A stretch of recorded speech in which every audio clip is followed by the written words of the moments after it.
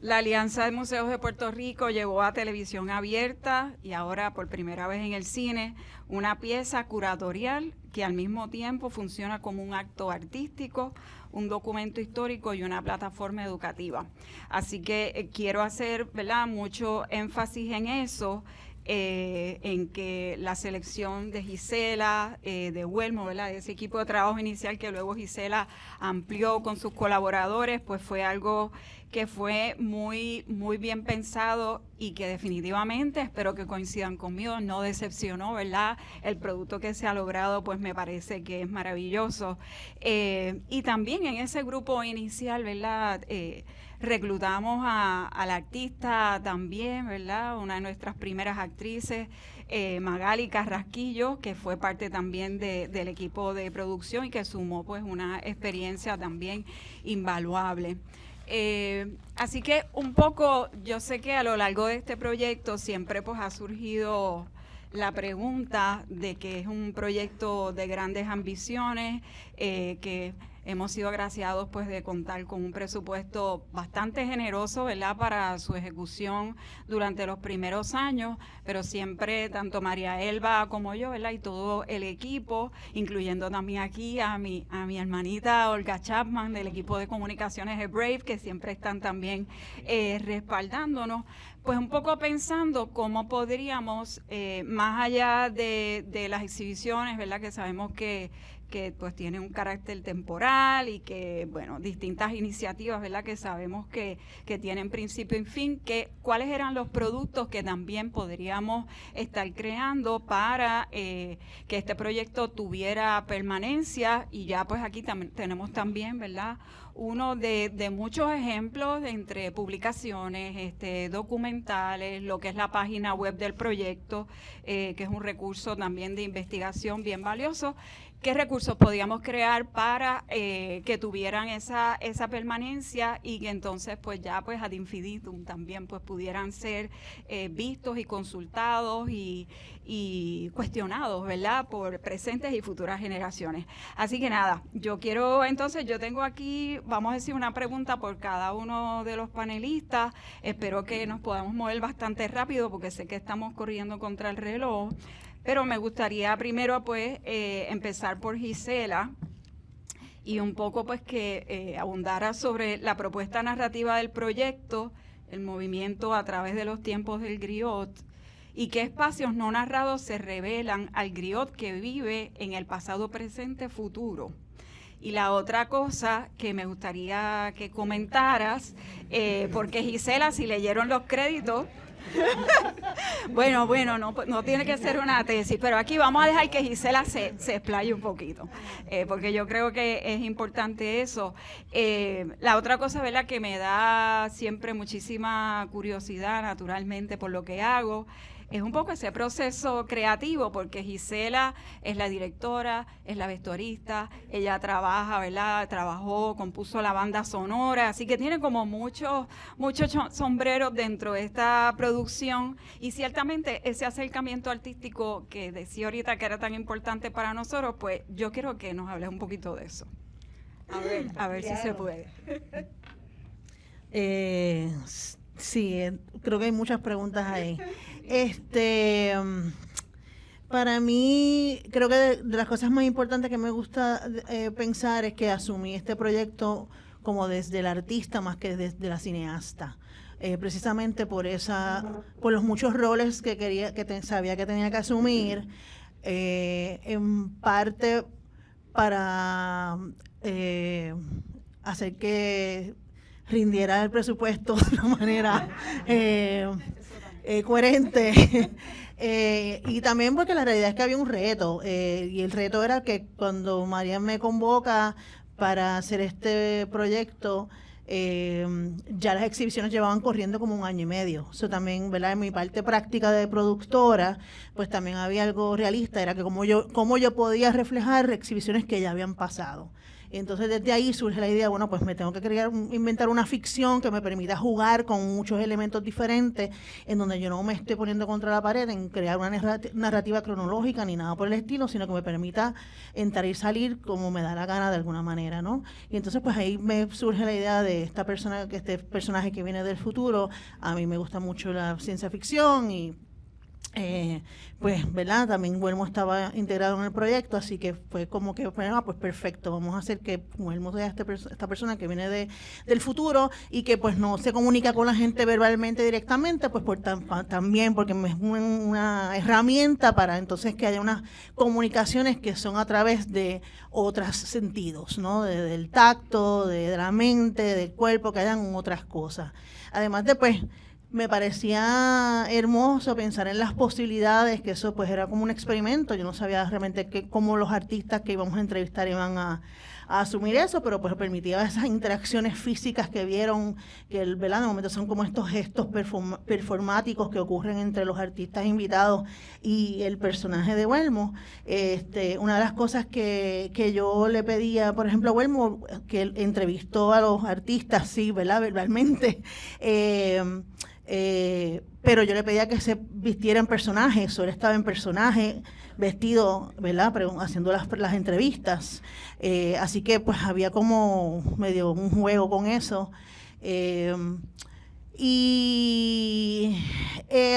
fue una experiencia interesante, pues porque como vieron, pues habían distintos tipos también de cobertura, porque parte de la cobertura que terminé utilizando era una que estaba haciendo Brave, que está aquí Olga Chapman con nosotros, y pues su equipo de trabajo realmente era quienes habían sido responsables hasta ese momento de cubrir las exhibiciones. Así que yo estaba trabajando también desde el material que ya tenían este equipo de trabajo, ¿no? ¿Verdad? Y entonces, por ejemplo, en el programa de María Elba, cuando yo veo su recorrido que ellos tienen, la idea entonces surge desde ahí, ¿no? Veo la entrevista y entonces yo me preparo para entrevistarla a ella desde la entrevista, desde el recorrido que ya existe. Y así pues empiezan a surgir ideas, ¿no? Cada programa fue un reto diferente porque dependía otra vez de si eran exhibiciones que ya habían pasado o que iban a pasar, y pensar en cómo íbamos a interactuar el personaje principal con los artistas. Yo siempre también quise que el programa fuera una oportunidad para hacer entrevistas por lo menos de 45 minutos o una hora para los artistas, pensando en eso como un documento que se queda para el programa, aunque no sean entrevistas tan largas lo que están viendo, y que sí fuera una oportunidad también para mirar el trabajo un poquito más de lleno y verlo, como que mis referencias eran yo sabía que no quería música también, entonces de momento al no querer música y pensar en ese personaje que viene de afuera, y empezó a pensar en cómo es la comunicación, qué tipo de cosas hay, pues pienso en todas estas cosas sensoriales que me hace pensar también en pues las personas que necesariamente, pues pensar también en cómo nosotros asumimos que toda la comunicación usualmente es por la palabra, ¿verdad? Entonces me pongo a pensar también, en ese momento también estaba editando un documental sobre una persona, un artista ciego, así que pues me pongo a pensar también en, ¿qué otras cosas, qué sonidos son unas maneras también de comunicar? Estas personas, si este personaje es del futuro y no hay la palabra, ¿qué cosas hay? Entonces, pues, los sonidos que escuchan, por ejemplo, todos son animales distorsionados, ¿no? Lo mismo con las líneas que se mueven, ¿no? Y pensando en cómo ese movimiento de la luz, ¿verdad? Como es cosas como flotando alrededor de nosotros todo el tiempo y no estamos realmente viéndolo, pero no es que no exista, sino que pero están ahí. Creo que ya dije suficiente, no estoy segura ni si contesté la pregunta, pero nada, creo que dije suficiente como para seguir.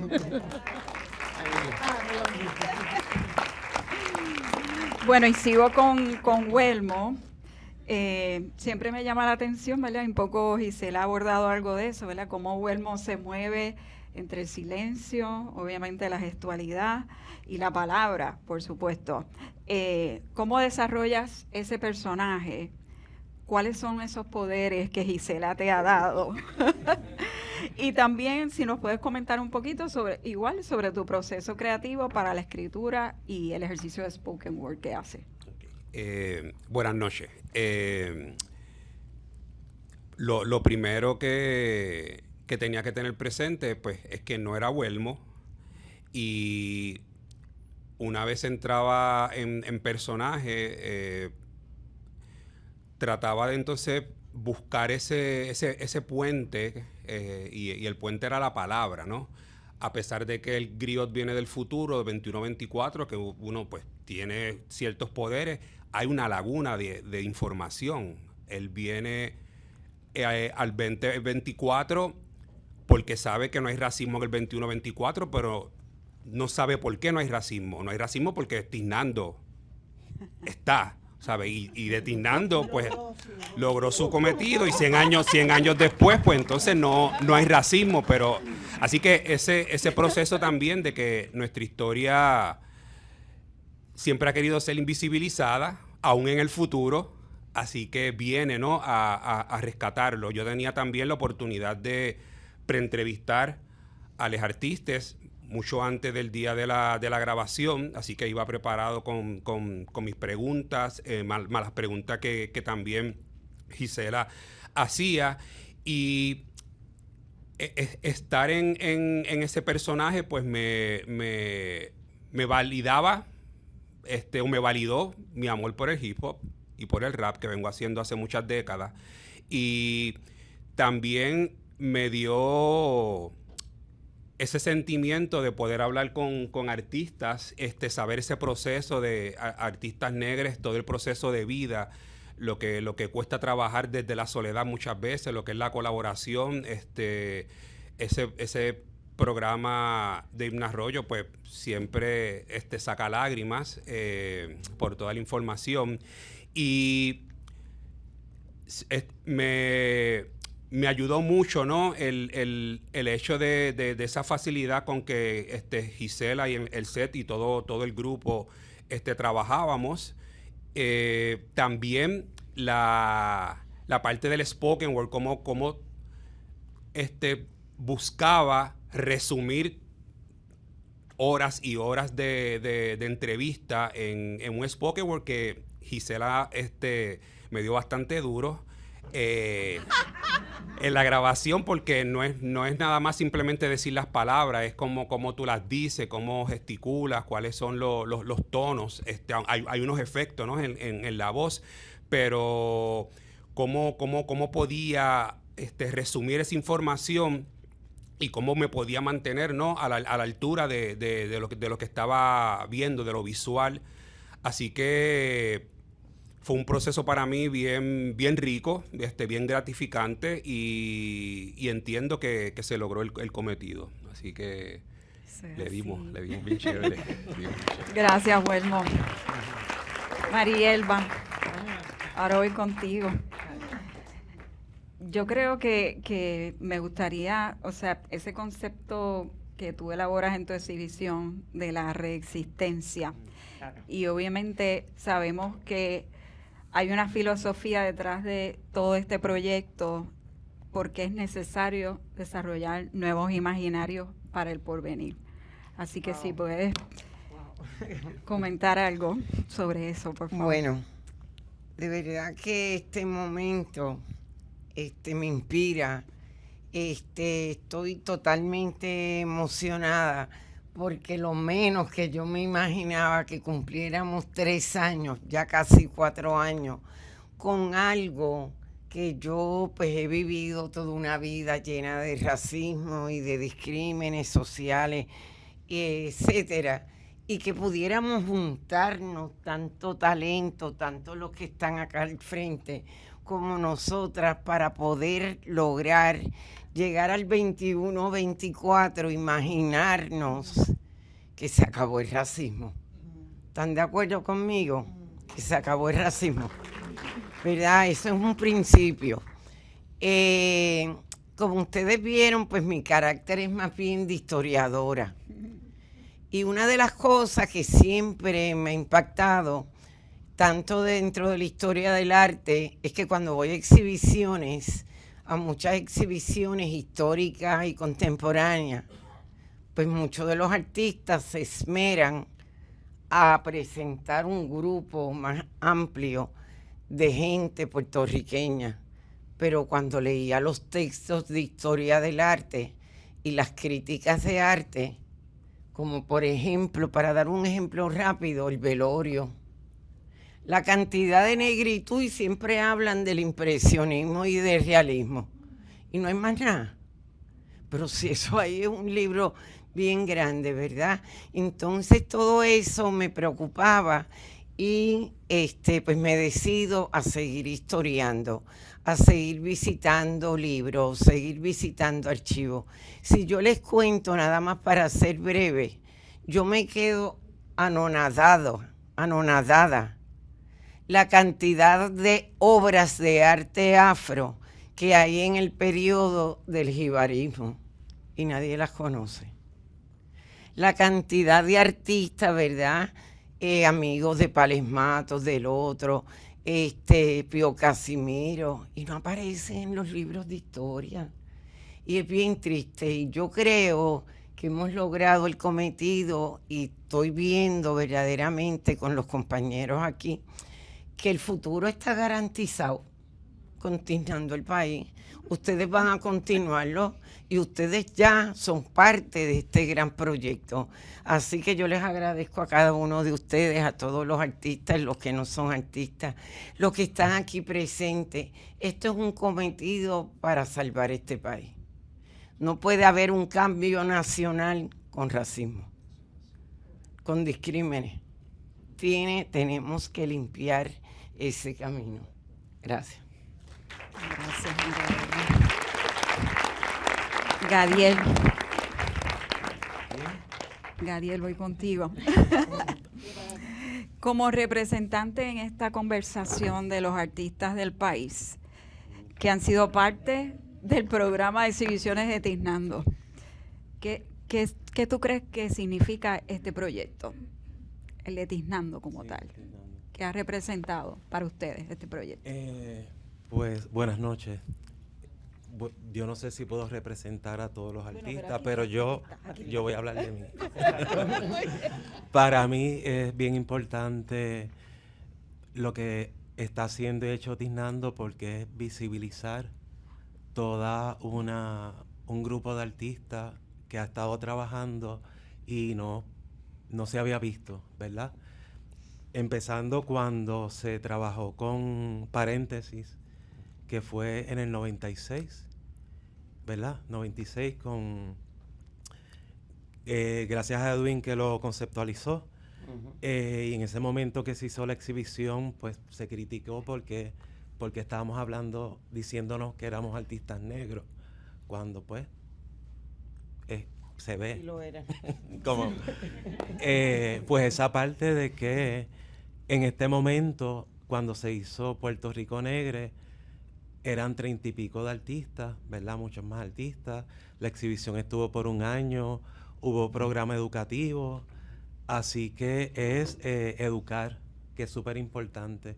Educar y estar claro de que sí, de que hay una historia, de que lo que yo veo es que en un momento en ese libro se empezaron a sacar páginas, ¿verdad? De las páginas más importantes que hablaban de nuestra negritud. Y ahora esas páginas se están volviendo a poner y hay gobernantes que están tratando de volver a borrar eso que ya se puso ahí. Y así es que lo veo. Pero no así que gracias. No nos vamos a prestar para eso. Vamos a trabajar para continuar trabajando para lo contrario. Humberto, yo sé que obviamente tú puedes hacer una reflexión, ¿verdad? Porque la Alianza de Museos ha estado en este proyecto, ¿verdad? Pensando también en ese marco institucional. ¿Cuál tú dirías que es el aporte principal de Tiznando el País a las visualidades afro en el futuro? Bueno, buenas noches. Quiero de entrada agradecer, ¿verdad?, a todos los artistas, trabajadores del mundo de las artes, de los museos, en todas las disciplinas frente a entidades de las humanidades y de la cultura que están presentes y que están conscientes del valor, ¿verdad?, de esto que se está compartiendo hoy en esta sala. De entrada, a mí la palabra visualidades me resultó muy tentadora, porque una de las preguntas que yo le hice a Marielba hace muchos años, ¿verdad? Este es un tema que se viene hablando y dialogando desde hace mucho tiempo, es el de cómo los especialistas en patrimonio cultural nos acercamos para poder trabajar desde los bienes culturales, materiales y por tanto visibles, ¿verdad? Que se reconocen como una aportación muy valiosa de la ascendencia africana desde las distintas etnias que se asentaron aquí en Puerto Rico y de la cual nosotros somos los descendientes. Y entonces, en ese sentido, sean muchas o sean pocas, estoy hablando, ¿verdad?, de patrimonio histórico, lo que importa es reconocer que la aportación desde la dimensión de la cultura espiritual, esa que es la intangible, la que viene del conocimiento y de la que viene de una memoria ancestral que estamos tratando de estudiar, de recuperar, de posicionar y activar en nuestras vidas, esa es una de las grandes aportaciones y uno de los grandes tesoros, ¿verdad?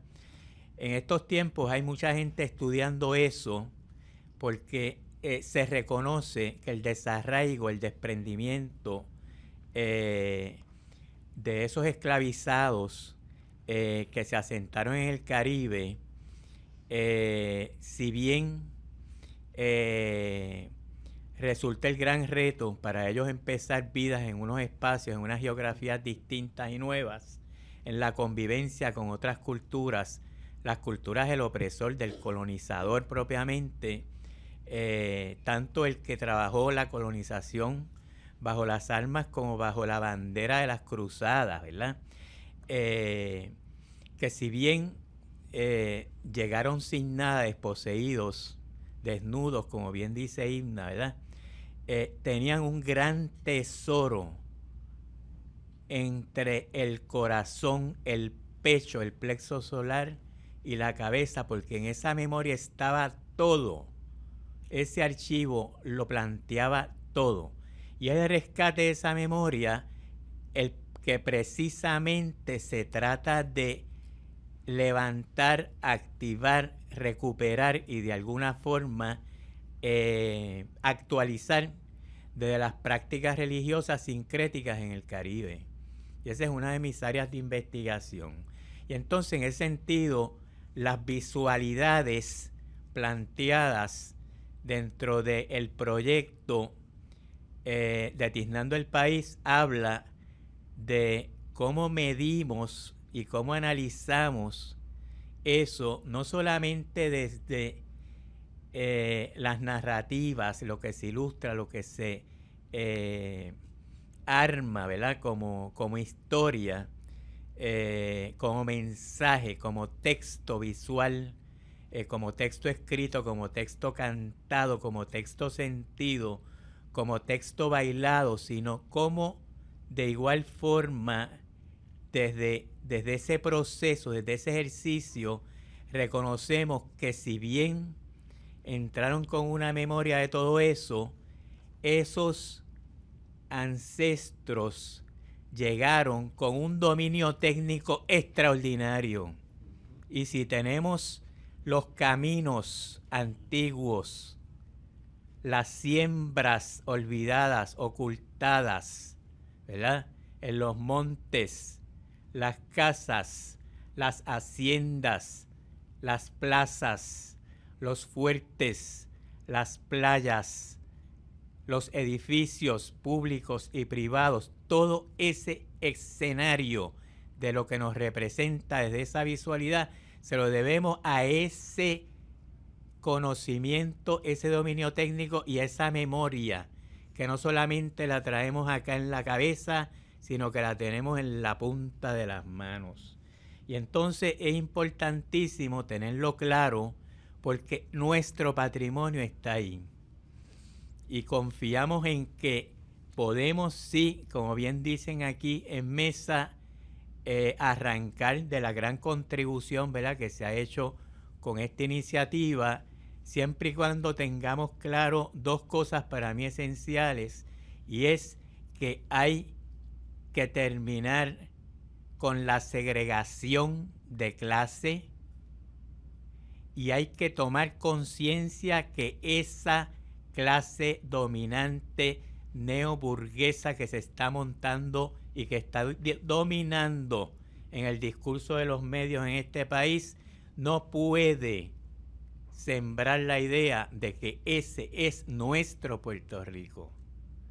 Y en ese sentido, para terminar, lo que quiero es felicitar al equipo productor de este trabajo, instando a una continuidad, pero igual reconociendo que, como bien dijo Gisela, el reto fue mayor porque ella no podía hacer un documental más, ella tenía que hacer una obra de arte.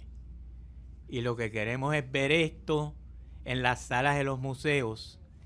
Invito a todos los museos presentes en esta sala a considerar la instalación de salas de proyección, porque el cine es un lenguaje reconocido en el espacio de esas visualidades también. Que pasen buenas noches. Muchas gracias. Yo creo que ahí me das un buen pie también, ¿verdad? Yo creo que es también un momento bien significativo, y sé que cuando presentamos los episodios en la televisión, mucha gente se comunicaba, ¿y dónde los podemos ver? ¿Y dónde los podemos ver? Y lo habíamos estado un poco guardando, pensando en hacer esta gira, y ahora a final de este mes somos parte de la selección oficial del Philly Latino Arts and Film Festival. Así que vamos para allá. Ya también tenemos planificado, ¿verdad?, visitas a otras ciudades en Estados Unidos. También un poco la idea que tenemos, y vamos a ir informando, ¿verdad?, según vayamos programando estos encuentros, de llevarlo también a otros lugares acá de Puerto Rico y de llevarlo justamente a las comunidades donde se originan muchos de los proyectos, ¿verdad?, que de alguna manera pues fueron reseñados a través del programa. Así que vamos a estar compartiendo esa fecha. Son 7 episodios. Aquí vimos hoy solamente 3, así que la idea es que cada vez que hagamos una presentación también tener la oportunidad de ir variando ese contenido. Tenemos 5 minutos. No sé si alguien quiere hacer alguna pregunta. Este es el momento, porque a las 9 ya tenemos que... ¿O algún comentario? Muchas felicidades a todos y todas las personas que están aquí presentes. Una de las cosas quizás a largo plazo, no sé si todavía el DVD existe, o sea oportuno. Existe. Sí, existe. Existe todavía. El problema es el playback, pero sí. Exacto. Si todavía tienes el DVD player, lo puedes. Ahí está. Si serían, ¿verdad? Si han contemplado algunas otras, ¿verdad?, maneras o canales de publicación, más allá del objeto en sí, sino que aquellos que quisieran visitar o retomar estas conversaciones o estos puntos de encuentro, pues que tengan la oportunidad de hacerlo. Bueno, Gracias. Eventualmente tenemos la página web del proyecto, ¿verdad? Y hay unos enlaces que estarán disponibles. Por ahora, como estamos tratando también de mover esto entre festivales, pues es como que un requisito que no puede estar necesariamente ya pues colgado en un sitio, pero la idea es que sí, que eventualmente esto esté disponible para todo el mundo que lo quiera accesar.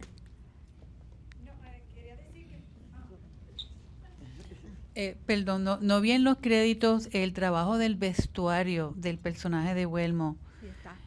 ¿Cuál fue el proceso? Eso fue magistral. Bueno, pues el proceso fue que fue una mezcla de tela que yo tenía en casa. No, pero también hubo inspiración en porque fue parte de mi propuesta, en realidad. Desde la propuesta había una mirada de vestuario. Yo miré mucho esta tendencia que hay en África de diseñadores africanos que usan muchos materiales reciclados. Era algo que me interesaba jugar con eso. También Dama Estrada, que está por ahí con nosotros, que fue nuestra asistente de vestuario y asistente de todo. También me mandó una referencia de estos, ¿cómo es que se le llaman? ¿Te acuerdas? Los dandy africanos, ¿no? Que se hacen estos suits bien así como estilizados, bien bonitos. Entonces yo quería jugar entre algo que aludiera a culturas tal vez africanas, pero a la misma vez que se sintiera medio queer, ¿verdad? Que no perdiera esa cuesta del queerness y que no, ¿verdad? Obviamente en 3 episodios no se nota y no es tan obvio. Tal vez nunca es obvio, pero una de las cosas con las que también juego durante los episodios es que su vestuario empieza a cambiar y a como que desmoronarse y empieza a como pasar también por un proceso. Y entonces también, pues obviamente, pues con el casco había una idea. Ese fue un casco también que yo compré y entonces lo esbaraté y le metí la tela y le pegué, que es pega, puramente pega. Fue un milagro que no sé. Un aspecto un poco de Darth Vader. Y entonces, pues sí, la idea era jugar también, hacer una referencia a lo que culturalmente vemos como algo futurista, ¿no? Yo no quería perder eso completamente. Yo quería hacer una guiñada a lo que conocemos normalmente como algo futurista. Yo quería jugar con eso, ¿no? Yo quería, usar eso a nuestro favor, ¿no? Además de que para mí en mi cabeza, después si hubiese tenido más break de jugar con eso, yo quería también que dudáramos casi como de la forma de la cabeza de él, ¿no? Como que para mí había una cuestión también por eso es que yo no quería tanto enseñar su rostro o su cara, porque yo quería también que un poco jugáramos con la imaginación de que realmente quizás este ser lo vemos así, pero tal vez no tiene ojos, o qué puede pasar debajo de ese casco, ¿no? Como que quería dejar ese espacio dentro de la imaginación. Entonces, pero sí, hay una realidad de que yo tenía de momento esta tela, la vi y dije, wow, esta tela es perfecta, me encanta. Y entonces, pues nada, corté, pegué y dije así, y pues ya, y eso. Creo que bueno, gracias. Diva. Igual hubo cosas que fueron cambiando un poquito, como por ejemplo, otra vez en este episodio no tanto, pero como yo me he dado cuenta que soy también una artista que trabaja, o sea, a mí no me da miedo que como que tomé decisiones sobre el vestuario en el primer episodio y estaba abierta a que fueran cambiando cosas, ¿no? Y otra cosa que cambió, por ejemplo, fueron las uñas, que lo ven en el episodio de María Elba, ¿no? Que entonces empiezo a jugar con, espérate, si le meto aquí green screen, cosas verdes, puedo hacer green screen y después joder con eso por ahí para abajo. Y entonces por eso no se me ocurrió en el primer episodio, se me ocurrió ya cuando estamos como en el tercero, el cuarto. Y yo no me cerré a eso, porque como no importa, pues que todo eso siga cambiando mientras están pasando los episodios. Quien se dé cuenta y se lo disfrute y se lo goce bien, y que no, pues. ¿Había otra pregunta? Me fascinó el título Griot, porque le pregunto, si ustedes decidieron, queremos usar la palabra Griot y vamos a buscar un acrónimo que pega con esa palabra, porque yo no sé si todo el mundo aquí conoce la palabra griot, y cómo, qué bello utilizaron esa palabra y en el documental, porque hicieron lo que es un griot en la manera tradicional, pero en un espacio contemporáneo. Me encantó. Gracias. Sí, pues a mí se me ocurrió que es otra vez al convertir a Huelmo en un personaje, pues lo más o sea, lo que se me vino a la mente, ese tipo de personaje tradicional del griot, incluso, ¿verdad? Porque los griots muchas veces también pueden ser cantantes, pueden ser músicos, y pues como había un elemento también de música que íbamos a utilizar, que iba a ser más musical originalmente, pero ¿verdad? Después yo lo quise dejar más como medio spoken word que nada. Y entonces cuando, no te puedo decir cuándo ni cómo, pero cuando pensé en ese personaje y en la palabra griot, de momento se me ocurrió que podía ser gracioso jugar con sacar un acrónimo de esas letras y otra vez, o sea, a mí me gusta siempre pensar en esas cosas juguetonas, también porque estoy pensando que es un producto, o sea, yo no dejo de pensar que esto es un producto también para televisión o para un público que quiero que sea amplio. Para mí esto no es para un público solamente que va, qué sé yo, al museo a ver arte, yo lo estoy pensando en lo más amplio posible. Y también por eso es que quería la integración del spoken word o lo que sea, porque eventualmente yo lo pensaba casi como que, podemos sacar después de un disco y convertirlo en... o sea, como... yo crecí viendo televisión, o sea, a mí me gusta la televisión y todavía, o sea, los referentes ahí, yo tenía dos referentes bien claros que son de programas de televisión que existen, uno bien artístico, ambos bien artísticos, pero uno es mucho más serio que otro. Pero yo pienso en eso, yo pienso en el público, yo pienso no tan solo en mí, pero también en qué atrae a un público hoy día, que están viendo tantas cosas y están ahí como scrolling, están, ¿verdad? Y las distintas edades. ¿Verdad? Es un poco arriesgado a veces hacer cosas como sin música, que esté ahí tan, pero también yo quería entonces tratar de retar un poco al público, pero eso. Tenemos 2 minutos, me dicen, ¿verdad? Porque ya... Sí. ¿Alguien más tiene algún comentario, pregunta? Sonia.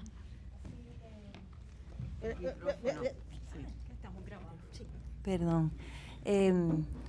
Pensando en todo lo que estaban comentando todos y principalmente lo que dice ahora Gisela, pues nada, es imposible ver esto y no, si conoces todo lo que es ese movimiento afrofuturista de Nueva York y de California, no ver las posibilidades que tiene también, donde hay precisamente discos, novela gráfica, poesía, y se van acumulando contenidos maravillosos, textos especulativos precisamente también.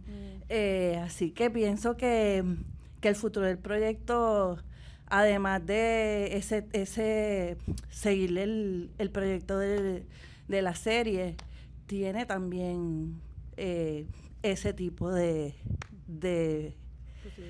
posibilidad en términos de tantos medios interesantes que se pueden hacer de formas creativas, de formas bien posibles, porque esto termina hasta en ball dances allá, ¿no? Y me parece que ahí hay cosas bien interesantes conectadas a todo lo que está haciendo también el museo desde su espacio. Pensé mucho en eso cuando empezaste a hablar de lo de las uñas, pensar precisamente que en ese tipo de series gráficas, como la dibujan diferentes personas, los personajes, el mismo personaje va cambiando con el tiempo, y pienso que ahí se presta para generar mucho taller también con estudiantes y con jóvenes que se fascinan con ese tipo de producto. Me gustó. Gracias. Eso está tremendo. Gracias. Bueno, yo creo que ahora sí. Muchas gracias nuevamente. Bueno, voy a aprovechar a hacer una invitación para quienes tengan el tiempo. Este viernes vamos a estar con Cine Afro y con Mac en el Barrio, presentando a Angélica aquí con Marisol en Guayanilla, en la plaza de Guayanilla. ¿A qué hora es? A las 7 de la noche, así que quieran darse ese paseíto, pues también vamos a estar por allá. Muchas gracias otra vez. Buenas noches.